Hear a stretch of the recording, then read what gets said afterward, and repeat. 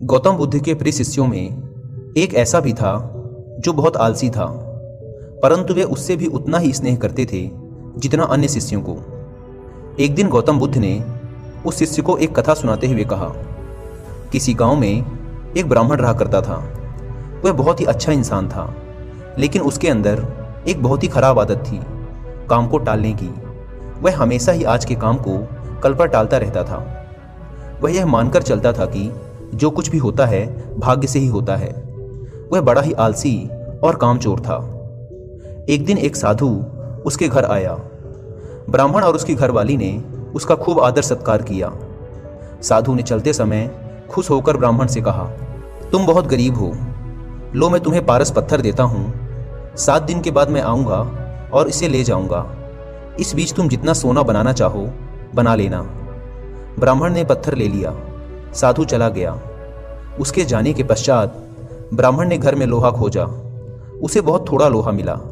वह उसी को सोना बनाकर बेच आया और कुछ सामान खरीद लाया। अगले दिन स्त्री के बहुत जोर देने पर वह लोहा खरीदने बाजार गया तो लोहा कुछ महंगा था। वह घर लौट आया।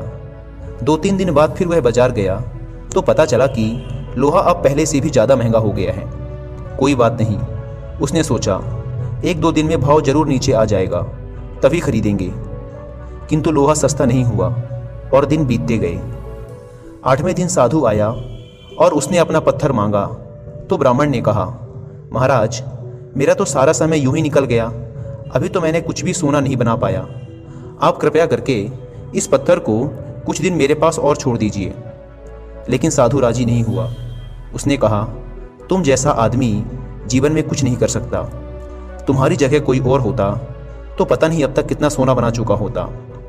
जो आदमी समय का उपयोग नहीं जानता वह कभी सफल नहीं होगा। ब्राह्मण पछताने लगा, पर अब क्या हो सकता था।